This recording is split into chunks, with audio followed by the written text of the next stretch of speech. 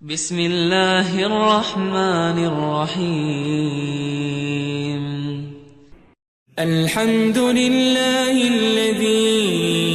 أنزل على عبده الكتاب ولم يجعل له عوجا قيما لينذر بأسا شديدا من لدنه ويبشر المؤمنين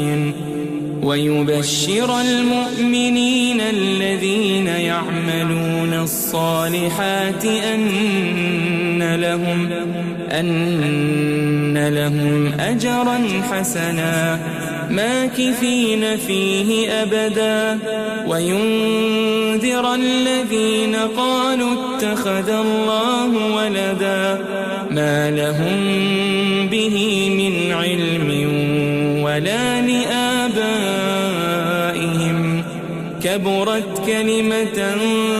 تخرج من أفواههم إن يقولون إلا كذبا فلعلك باخع نفسك على آثارهم إن لم يؤمنوا بهذا الحديث أسفا إنا جعلنا ما على الأرض زينة لها لنبلوهم أيهم أحسن عملا وإنا لجاعلون ما عليها صعيدا جرزا أم حسبت أن أصحاب الكهف والرقيم كانوا من آياتنا عجبا إذ أوى الفتية إلى الكهف فقالوا ربنا آتنا من لدنك رحمة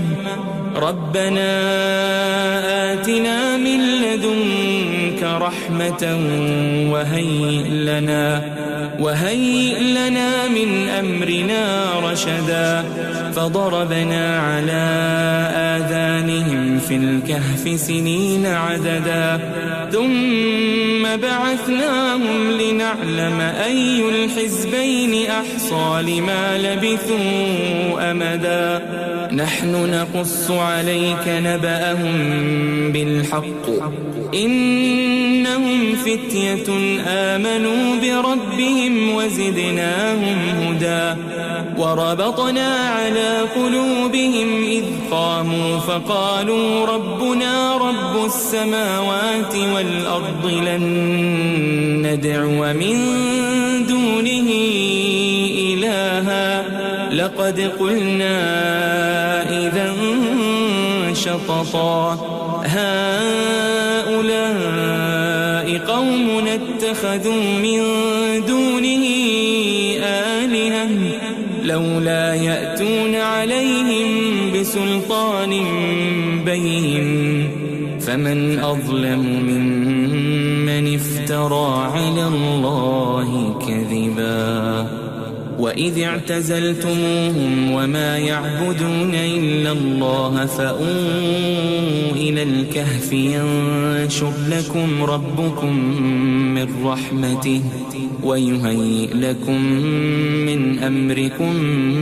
مرفقا وترى الشمس إذا طلعت تزاور عن كهفهم ذات اليمين وإذا غربت تقرضهم ذات الشمال وهم في فجوة منه ذلك من آيات الله من يهد الله فهو المهتد ومن يضلل فلن تجد له وليا مرشدا وتحسبهم أيقاظا وهم رقود ونقلبهم ذات اليمين وذات الشمال وكلبهم باسط ذراعيه بالوصيد لو اطلعت عليهم لوليت منهم فرارا ولملئت منهم رعبا وكذلك بعثناهم ليتساءلوا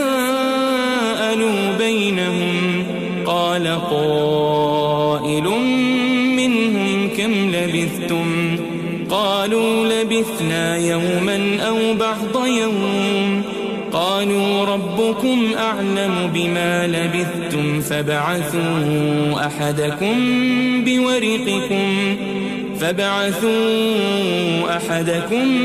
بورقكم هذه إلى المدينة فلينظر أيها أزكى طعاما فليأتكم برزق منه وليتلطف ولا يشعرن بكم أحدا إنهم إن يظهروا عليكم يرجموكم أو يعيدوكم في ملتهم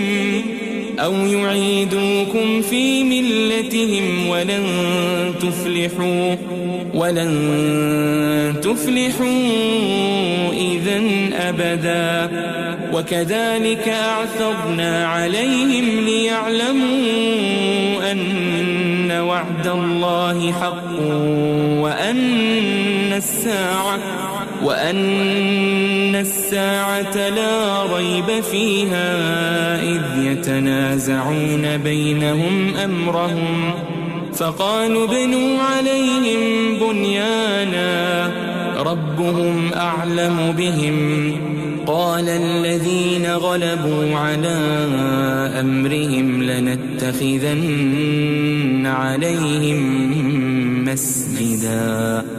سيقولون ثلاثة رابعهم كلبهم ويقولون خمسة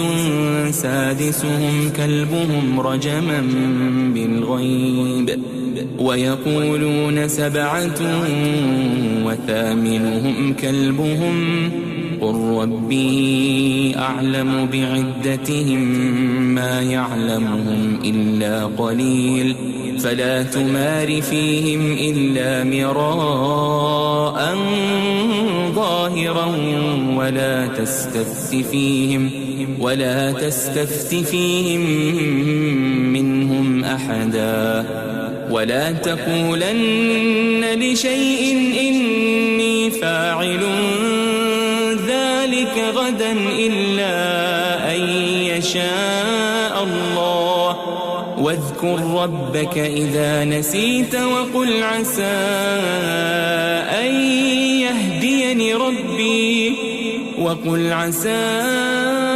أن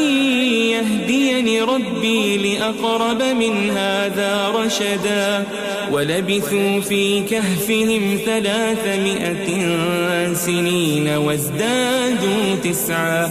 قل الله أعلم بما لبثوا له غيب السماوات والأرض أبصر به وأسمع ما لهم من دونه من ولي ولا يشرك في حكمه أحدا واتل ما أوحي إليك من كتاب ربك لا مبدل لكلماته ولن تجد من دونه ملتحدا واصبر نفسك مع الذين يدعون ربهم بالغداة والعشي يريدون وجهه ولا تعد عيناك عنهم تريد زينة الحياة الدنيا ولا تطع من أغفلنا قلبه عن ذكرنا واتبع هواه وكان أمره فرطا وقل الحق من ربكم فمن شاء فليؤمن ومن شاء فليكفر إنا أعتدنا للظالمين نارا أحاط بهم سرادقها وإن يستغيثوا يغاثوا بماء كالمهل يشوي الوجوه بئس الشراب وساءت مرتفقا إن الذين آمنوا وعملوا الصالحات إنا لا نضيع أجر من أحسن عملا أولئك أولئك لهم جنات عدن تجري من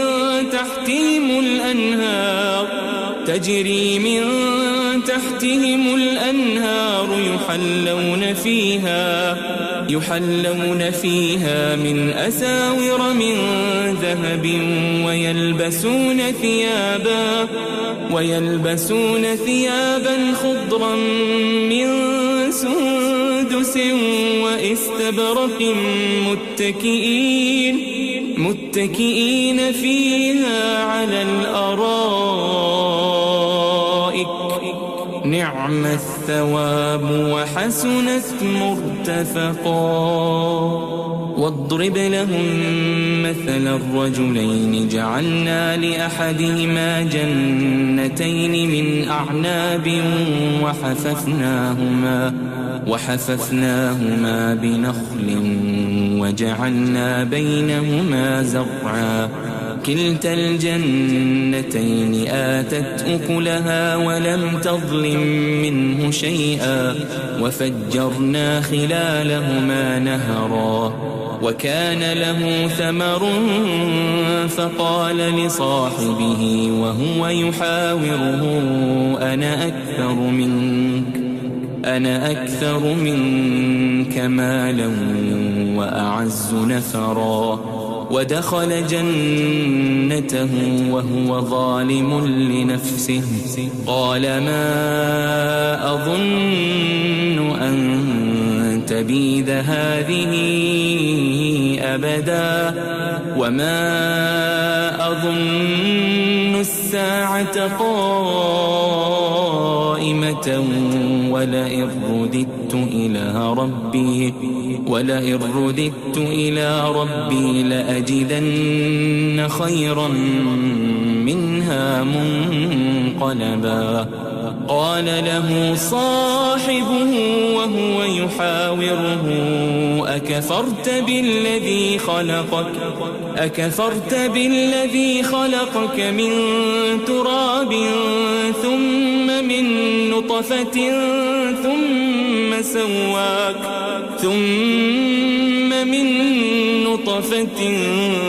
ثم سواك رجلا لكن هو الله ربي ولا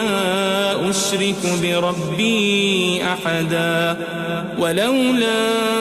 إذ دخلت جنتك قلت ما شاء الله لا قوة إلا بالله إن ترني أنا أقل منك مالا وولدا فعسى ربي أن يؤتيني خيرا من جنتك ويرسل عليها حسبانا من السماء فتصبح صعيدا زلقا أو يصبح ماؤها غورا فلن تستطيع له طلبا. وأحيط بثمره فأصبح يقلب كفيه على ما أنفق فيها وهي خاوية على عروشها ويقول يا ليتني لم أشرك بربي أحدا. ولم تكن له فئة ينصرونه من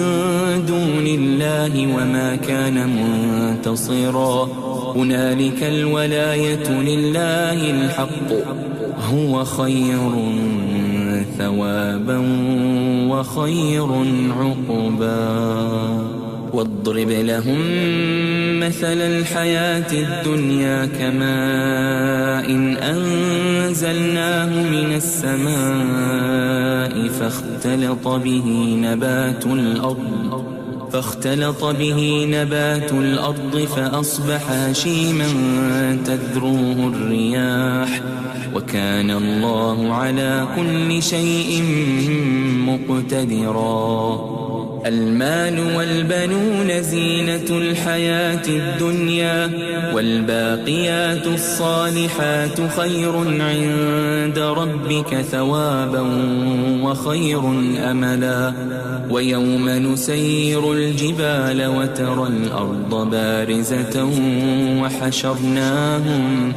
وحشرناهم فلم نغادر منهم أحدا وعرضوا على ربك صفا لقد جئتمونا كما خلقناكم أول مرة بل زعمتم أن لن نجعل لكم موعدا ووضع الكتاب فترى المجرمين مشفقين مما فيه ويقولون يا ويلتنا ما لهذا الكتاب لا يغادر صغيرة ولا كبيرة إلا أحصاها ووجدوا ما عملوا حاضرا ولا يظلم ربك أحدا وإذ قلنا للملائكة اسجدوا لآدم فسجدوا إلا إبليس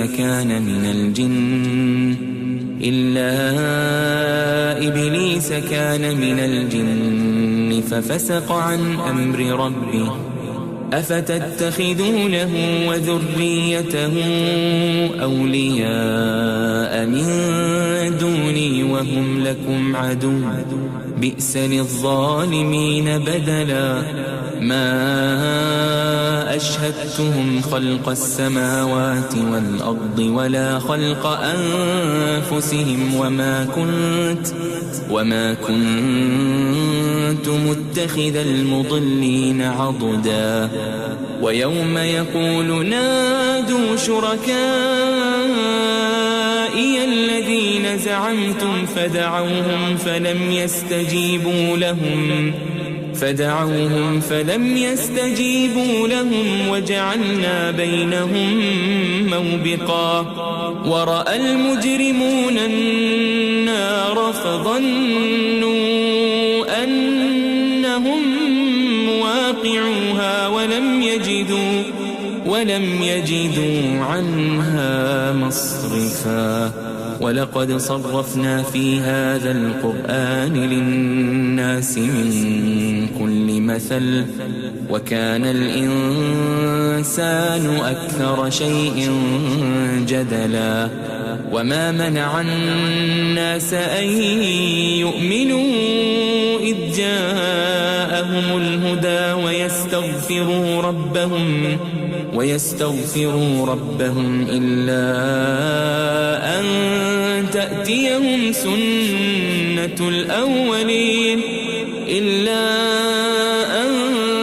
تأتيهم سنة الأولين أو يأتيهم العذاب قبلا وما نرسل المرسلين إلا مبشرين ومنذرين ويجادل الذين كفروا بالباطل ليدحضوا به الحق واتخذوا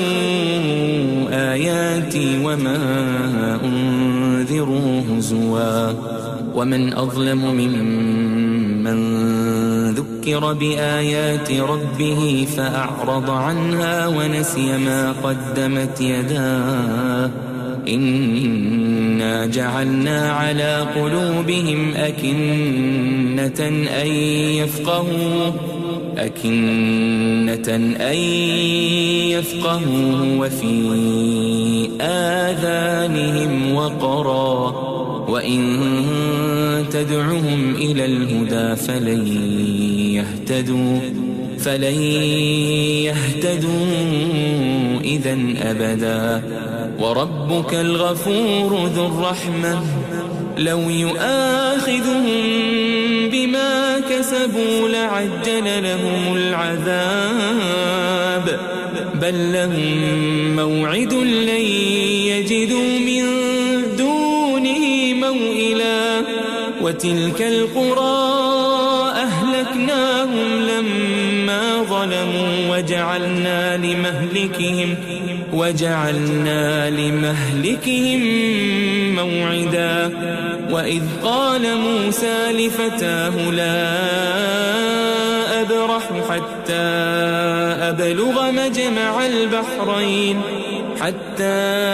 أبلغ مجمع البحرين أو أمضي حقبا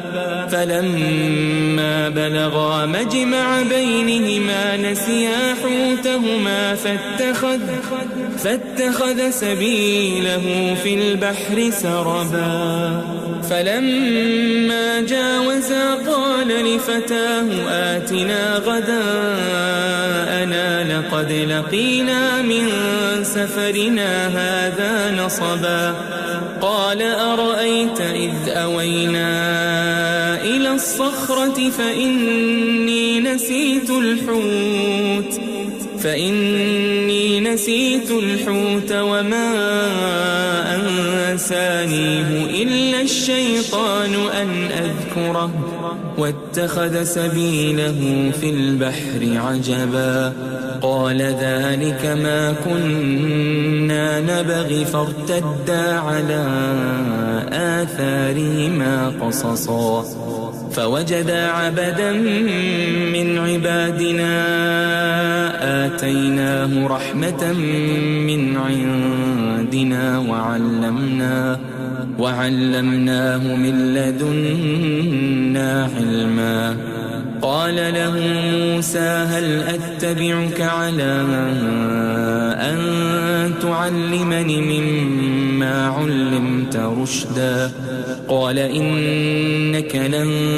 تستطيع معي صبرا وكيف تصبر على ما لم تحط به خبرا قال ستجدني إن شاء الله صابرا ولا أعصي لك أمرا قال فإن اتبعتني فلا تسألني عن شيء حتى أحدث لك منه ذكرا فانطلقا حتى إذا ركبا في السفينة خرقها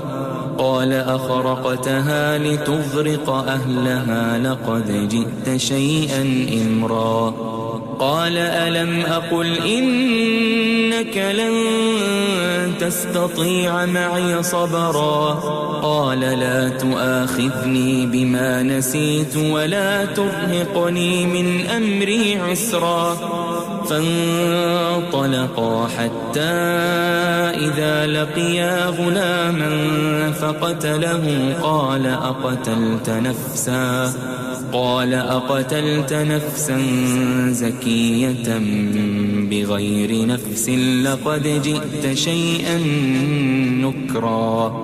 قال ألم أقل لك إنك لن تستطيع معي صبرا قال إن سألتك عن شيء بعدها فلا تصاحبني قد بلغت من لدني عذرا فانطلقا حتى إذا أتيا أهل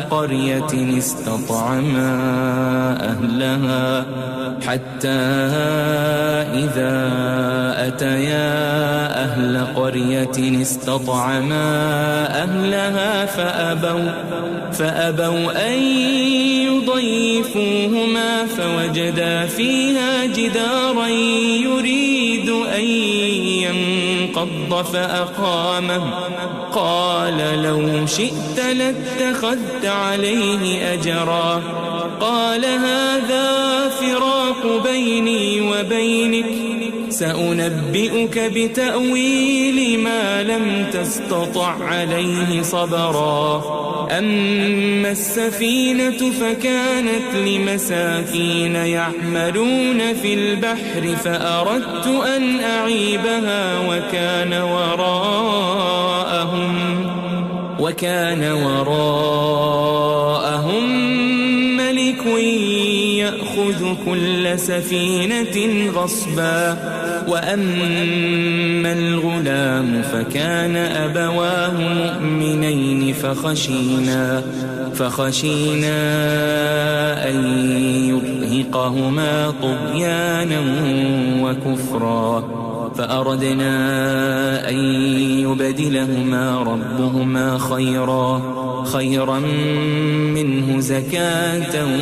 وأقرب رحما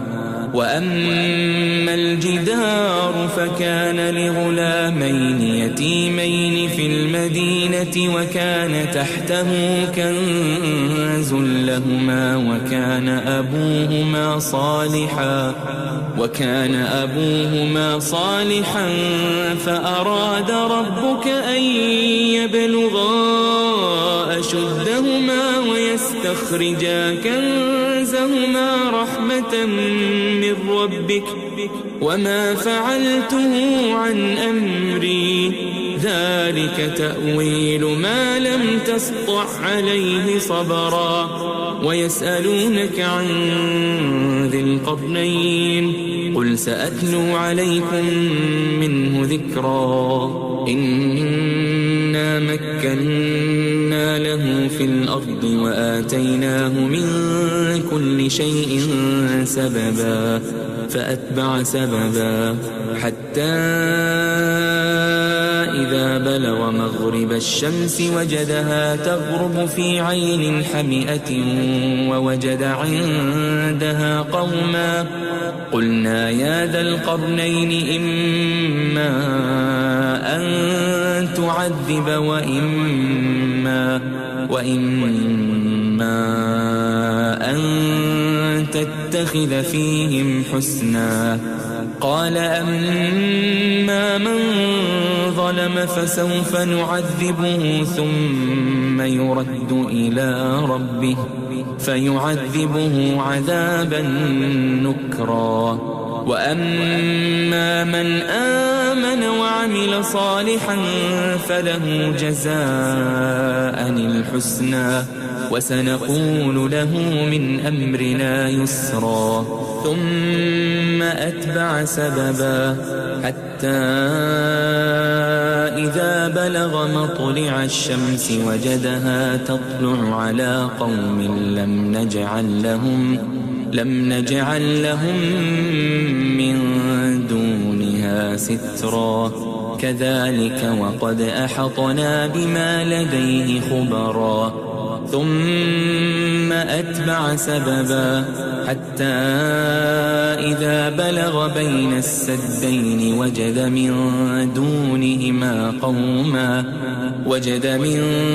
دونهما قوما لا يكادون يفقهون قولا قالوا يا ذا القرنين إن يأجوج ومأجوج مفسدون في الأرض فهل نجعل لك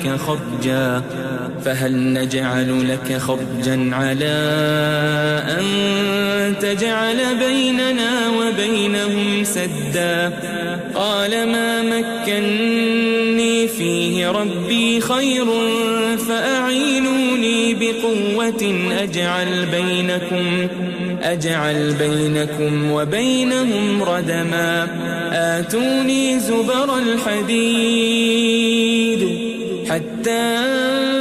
إذا ساوى بين الصدفين قال انفخوا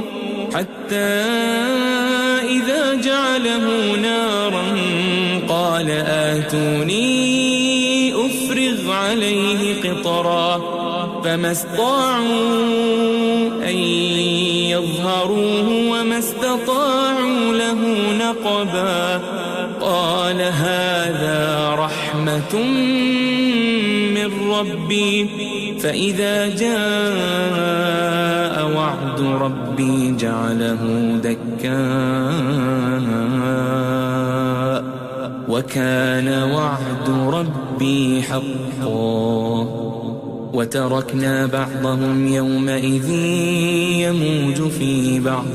ونفخ في الصور فجمعناهم جمعا وعرضنا جهنم يومئذ للكافرين عرضا الذين كانت أعينهم في غطاء عن ذكري وكانوا لا يستطيعون سمعا أفحسب الذين كفروا أن يتخذوا عبادي من دوني أولياء إنا أعتدنا جهنم للكافرين نزلا قل هل ننبئكم بالأخسرين أعمالا الذين ضل سعيهم في الحياة الدنيا وهم يحسبون أنهم يحسنون صنعا أولئك الذين كفروا بآيات ربهم ولقائه فحبطت أعمالهم فلا نقيم لهم يوم القيامة وزنا ذلك جزاؤهم جهنم بما كفروا واتخذوا آياتي ورسلي هزوا إن الذين آمنوا وعملوا الصالحات كانت لهم جنات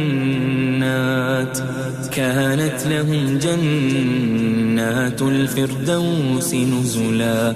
خالدين فيها لا يبغون عنها حولا قل لو كان البحر مدادا لكلمات ربي لنفد البحر قبل أن تنفد كلمات ربي ولو جئنا بمثله مددا قل إنما أنا بشر مثلكم يوحى إلي أنما إلهكم إله واحد فمن كان يرجو لقاء ربه فليعمل عملا صالحا ولا يشرك بعبادة ربه